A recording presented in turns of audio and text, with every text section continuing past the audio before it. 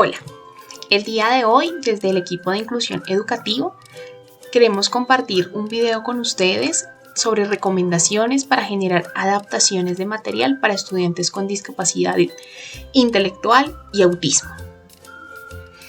Esperamos que estas recomendaciones sean de utilidad y que algunas podemos utilizarlas desde esta lógica de la virtualidad en la que estamos por estos días, pero también muchas de ellas están diseñadas para aplicarlas en el aula cuando podamos estar mucho más cerca.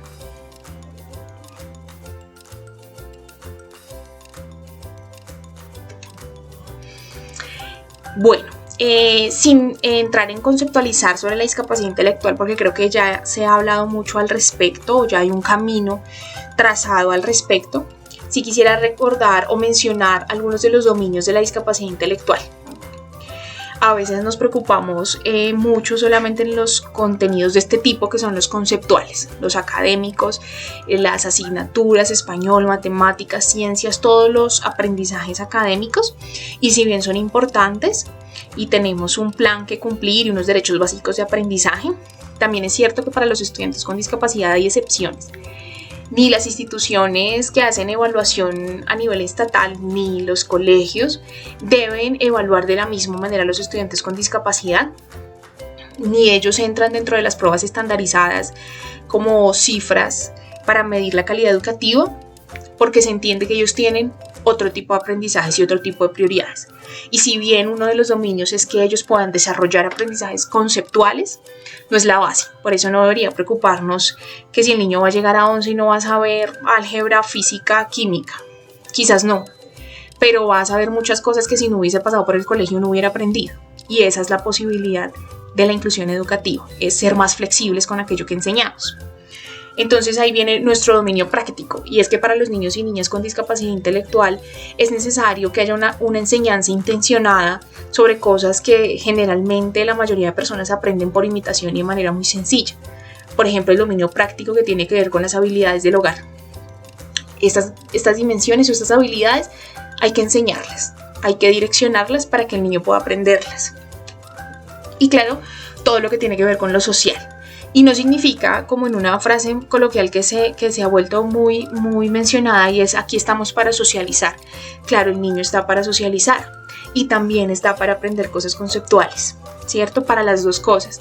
Pero lo que es cierto es que lo social también requiere de una enseñanza intencional, porque requieren aprender ciertos códigos sociales y protocolos sociales que, reitero, todos aprendemos de manera muy natural, que la mayoría de las personas aprenden de manera muy natural. Para ellos es un poco más difícil, entonces el colegio o el espacio educativo busca desarrollar estos dominios, el conceptual, el práctico y el social. Por eso debe ir nuestros objetivos de aprendizaje enfocados a esos, y no creer que si a veces desarrollamos aprendizajes sociales y no conceptuales hemos fracasado en la educación de ese niño, porque quizás esos aprendizajes sociales que ha desarrollado no los hubiese desarrollado en otro espacio que no hubiese sido la escuela. Entonces deben ir como en un equilibrio esos tres.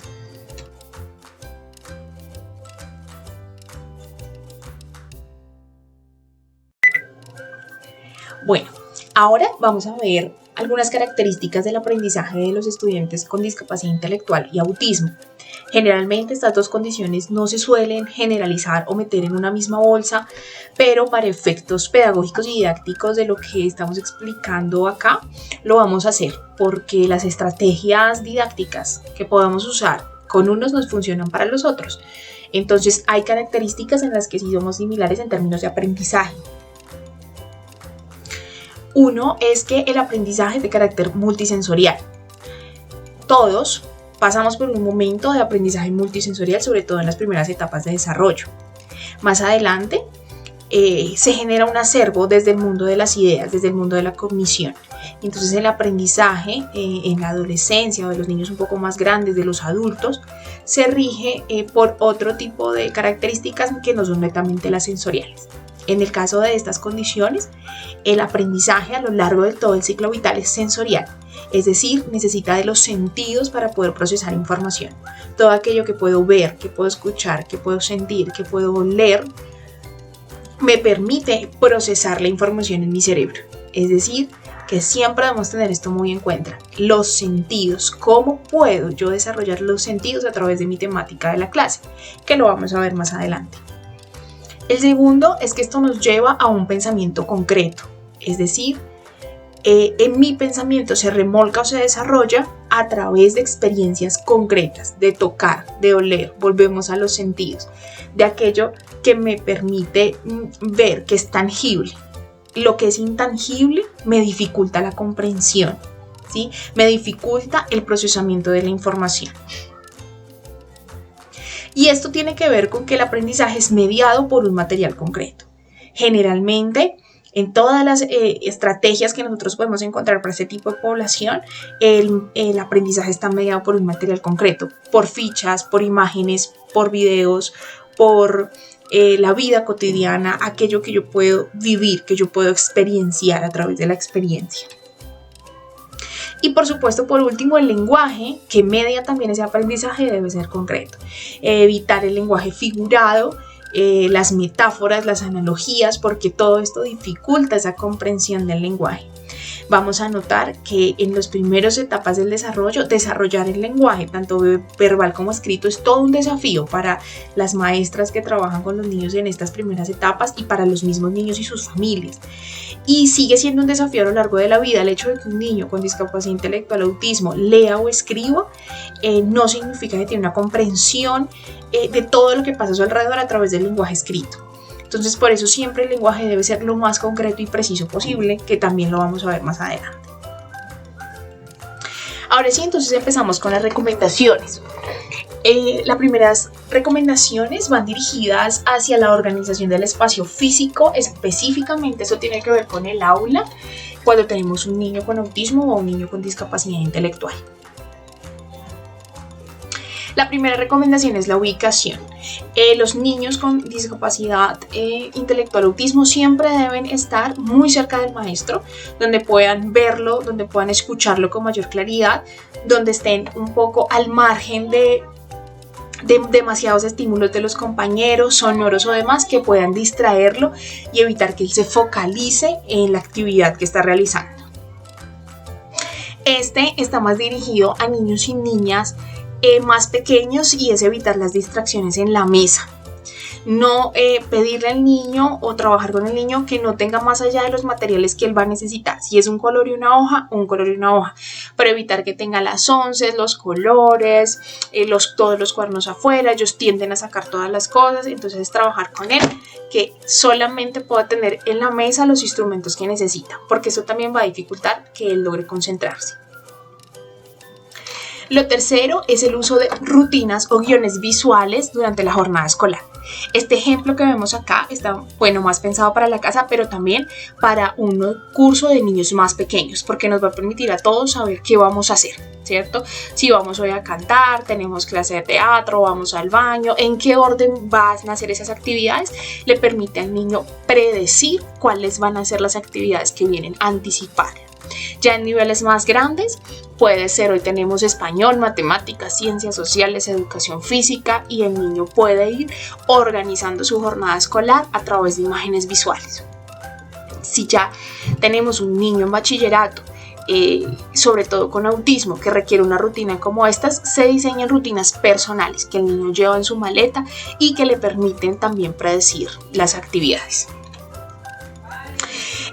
También podemos hacer el uso de etiquetas y esta recomendación va más diseñada para los niños en los primeros etapas del desarrollo, sobre todo que no han desarrollado un lenguaje verbal claro, tanto que les cuesta expresarlo como comprenderlo.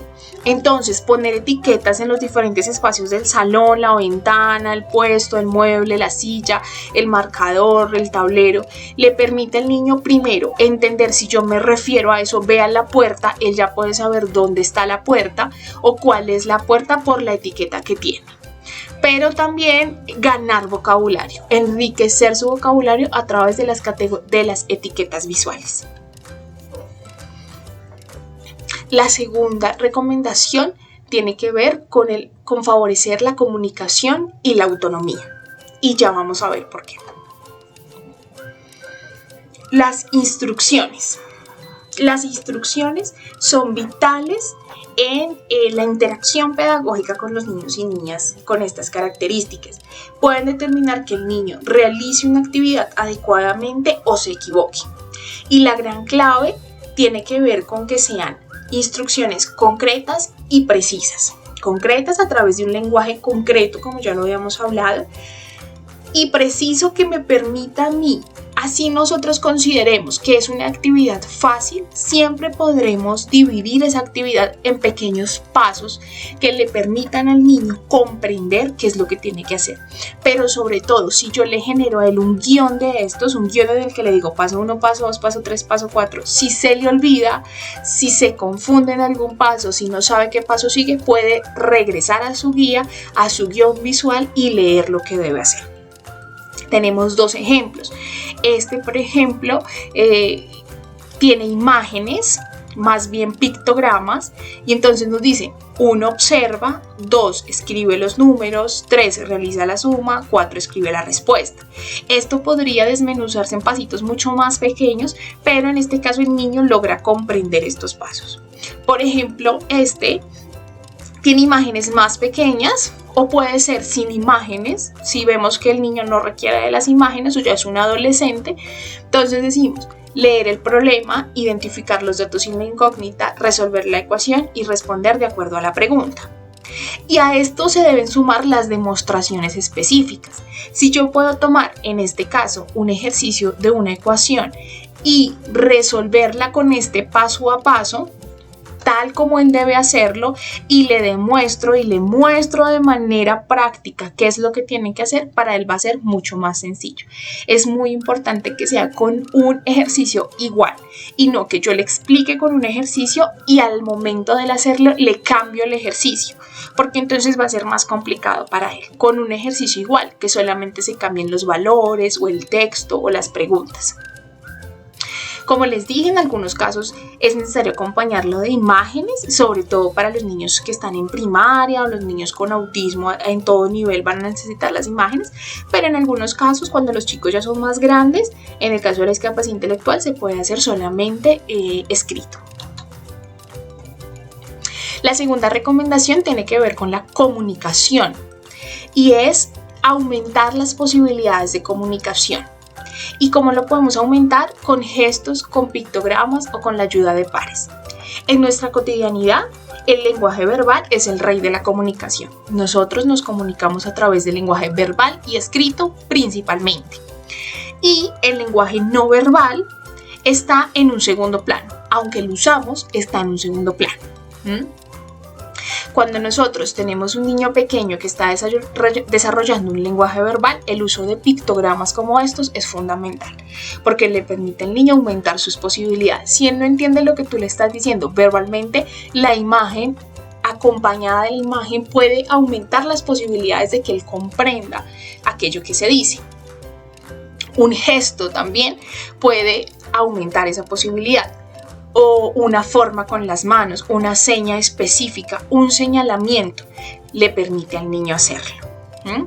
Eso en etapas de aprendizaje con niños más pequeñitos, pero ya con niños más grandes también podemos acompañarlo a través de videos, a través de canciones, y no solamente comunicarnos con el niño, sino permitir que el niño se comunique con nosotros a través de pictogramas, a través de gestos, a través de señalamientos, acompañados del lenguaje verbal, o poco a poco vamos desarrollando el lenguaje verbal. La idea es que no es que el niño solamente se quede en esto, porque si él puede hablar, él lo puede desarrollar, pero esto me ayuda a remolcar el lenguaje verbal. Y ya en niños más grandes, permitirle que den cuenta de sus comprensiones a través de un dibujo, a través de un video, a través de una canción, a través de otro tipo de expresiones de comunicación que también aumentan sus posibilidades, en este caso no solo de comprender lo que le dicen, sino también de dar a conocer aquello que él quiere comunicar. En esta, y por último, tenemos definir tiempos para las actividades. En este caso, específicamente para las profes que tengan niños con autismo en sus aulas, les recomiendo una aplicación que se llama Tempus. Es una aplicación del teléfono que es muy fácil de usar y que funciona a través de imágenes. Es muy claro para el niño cuándo se termina el tiempo para hacer su actividad. Entonces eso va generando que él pueda hacer las cosas de manera más autónoma. Si requerimos de imágenes, si no, con niños más grandes, un tiempo específico y vamos avisando en qué momento se está acabando el tiempo para realizar determinada actividad. Vamos a ver ahora unos ajustes concretos, muy puntuales. Ustedes que han tenido la oportunidad de leer nuestros planes individuales de ajustes razonables que hemos diseñado muchas veces en compañía de ustedes para los niños y las niñas, allí hay unos ajustes, hay unas recomendaciones. Entonces vamos a mirar específicamente a qué se refiere cada una de ellas. Vamos a empezar por los tiempos flexibles y mayores oportunidades de aprendizaje. Entonces, es necesario para los niños y las niñas tener unos tiempos flexibles, es decir, que los tiempos que ellos necesitan para entregar sus trabajos sean más amplios, ¿sí? Que tengan más oportunidades de hacerlo o de entregarlo.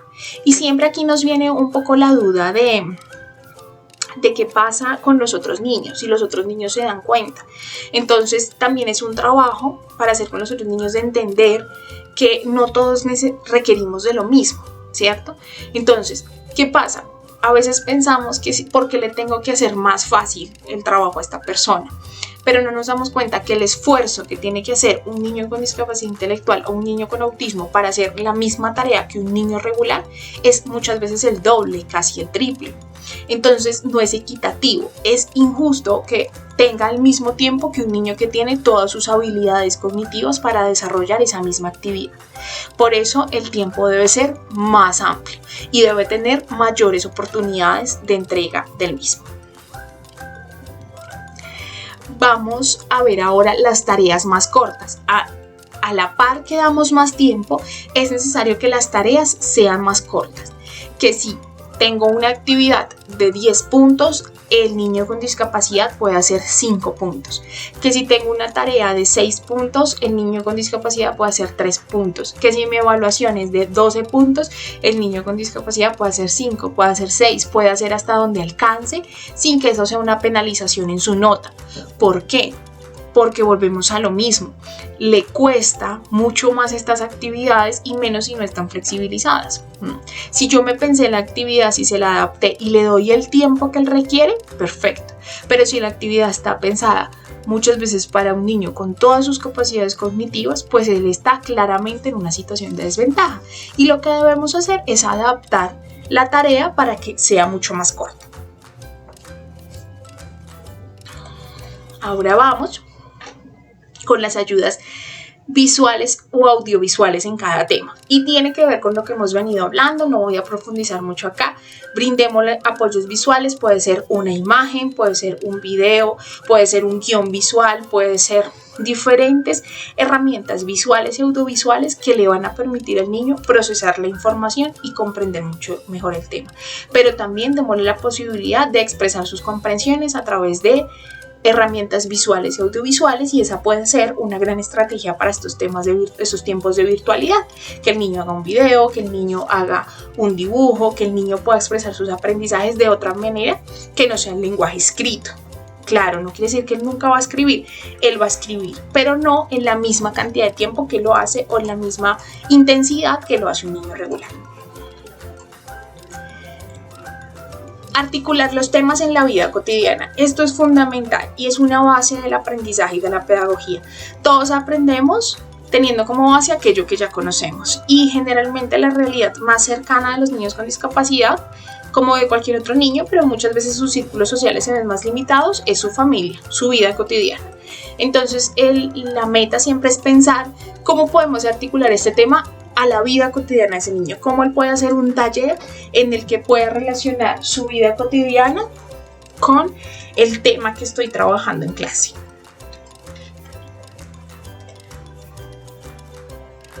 Otro ajuste razonable que podemos hacer es fortalecer el aprendizaje vicario o por imitación a través del modelamiento o la demostración.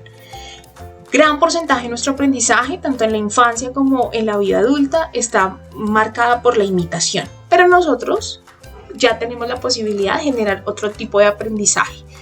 que viene más del análisis y de la abstracción. Muchas veces las personas con discapacidad encuentran este tipo de aprendizajes limitados y de allí es la importancia de poder hacer aprendizaje por imitación. Siempre buscar una demostración, un modelamiento, siempre poder mostrarle qué es lo que hay que hacer. Si no lo puedo hacer yo, un par que me puede ayudar a hacer una demostración de lo que hay que hacer, un modelamiento de esa actividad que hay que hacer. Y por último está el aprendizaje por ensayo y error. Entonces es siempre pensar, muchas veces, generalmente los niños con discapacidad cometen errores en las ejecuciones y esos errores le generan penalizaciones para su nota o para su evaluación. Es importante ver en los estudiantes con discapacidad el error como una oportunidad en que él identifique cuál es el error que está cometiendo y pueda corregirlo. Es muy importante que le demos la posibilidad al niño de corregir esa misma actividad, corregir el error que cometió, pero para ello hay que ver una explicación antes. Entonces miramos el error, identificamos qué pasó y corrijo sobre esa misma actividad, no sobre otra, sino sobre esa misma actividad, y eso me va a generar un aprendizaje. Quizás en otra actividad similar ya no cometa ese mismo error. Es muy posible que lleguemos a altos niveles de escolarización cometiendo errores, y de pronto errores grandes a los ojos de la formalidad académica, pero también es posible que se superen muchos errores a través del ejercicio del ensayo y el error. Y por último tenemos el manejo de textos cortos, que esta es una recomendación para todos los niveles de la escolaridad. Entre más corto sea el texto para un niño con discapacidad y esté acompañado de imágenes, su comprensión va a ser mucho mejor, ¿sí? Entonces el objetivo, un ajuste razonable, a veces suena como una cosa que tenemos que hacer muy complicada, pero un ajuste a veces es diseñar un texto un poco más corto, de 1 o de 2 párrafos, y sobre eso plantear la misma actividad que tienen todos, pero sobre un texto más corto acompañado de una imagen ilustrativa o acompañado de un video.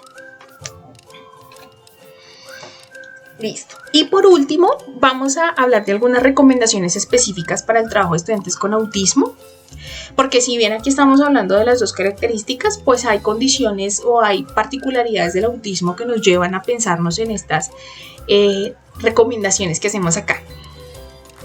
Pensando el autismo, desde el síndrome de Asperger, que ahora es considerado como un autismo nivel 1, hasta un autismo nivel 2 o nivel 3, que es un poco de los más complejos que podemos encontrar. La primera recomendación es respetar la ubicación preferida en el salón. Si queremos hacer un cambio, anticiparlo, acordarlo con el niño o con la niña, pero siempre preferir su ubicación. Generalmente puede ser lejos de sus compañeros. Permitirle que lo haga. Quizás en algún momento él mismo va a interactuar con sus compañeros. No forzar a mantener el contacto visual. Es muy importante pedirle al niño con autismo que nos mire a los ojos, pero no forzar a mantener ese contacto visual. Si él te miró en un momento que tú le diste la instrucción y ya miró a otro lado, permitírselo hasta que sea necesario volver a darle la instrucción en un tiempo prudencial, pero no obligarlo porque puede desatar situaciones de crisis. Conservar momentos de silencio. A veces para los niños, niñas y adolescentes con autismo es muy importante tener sus momentos de silencio. En los descansos, de pronto no jugar con los compañeros, estar en un momento aparte de todos porque lo necesitan. Quizá para nosotros es extraño y no encontremos mucho el sentido de esta conducta, pero es muy importante para ellos. Permitirle alejarse cuando lo requiera, y eso tiene que ver con esto. Ellos van a tener momentos en que quieren aislarse, quieren estar solos, quizás el ruido para ellos en el aula es muy fuerte, quizás algo sucede y necesitan alejarse. Es importante permitirles que se alejen. Después se puede hablar con él, con el apoyo de la docente de apoyo, hacer este trabajo, pero en el momento en que quiera alejarse, permitírselo, porque si no podríamos desencadenar una crisis. Identificar sus intereses y explotarlos. Esto es una ventaja. Generalmente los niños con autismo tienen intereses muy especiales, muy particulares, y sobre todo en los que dedican mucho tiempo, y a través de ahí se pueden generar muchos aprendizajes. Indicar los momentos o formas apropiadas de actuar cuando de pronto hay un comportamiento no adecuado, no reforzar en el comportamiento no adecuado, sino hacerle ver al estudiante cuál es la forma apropiada de comportarse. Si es con la ayuda de una imagen, mucho mejor, para que él sepa en la próxima oportunidad cómo debe actuar. Evitar al máximo la sobrecarga sensorial, y esto tiene que ver específicamente con el hecho de pronto actividades recreativas o culturales que se dan en la institución que pueden generar una sobrecarga sensorial. Si es posible, exonerarlo de participar en estas actividades mucho mejor. Si es posible encontrar un lugar en el que él pueda estar, como la oficina docente de apoyo, para que esté más tranquilo, mucho mejor. Si podemos usar tapones para los oídos para evitar la sobrecarga auditiva también, pero la idea es que evitar esto porque puede generar comportamientos inadecuados.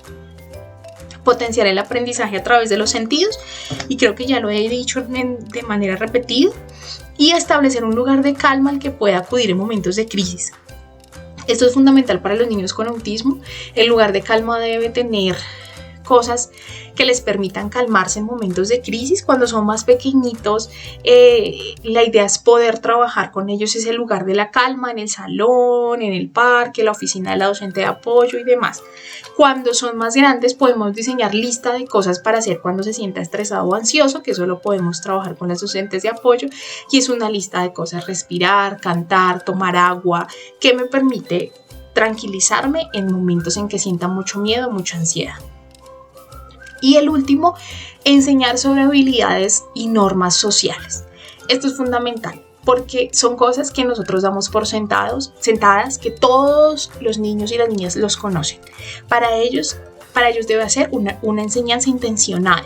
Y cuando nosotros tratamos con un estudiante con autismo, en cualquier momento se puede dar esa oportunidad en que yo deba orientar al estudiante sobre cómo abordar determinada situación social.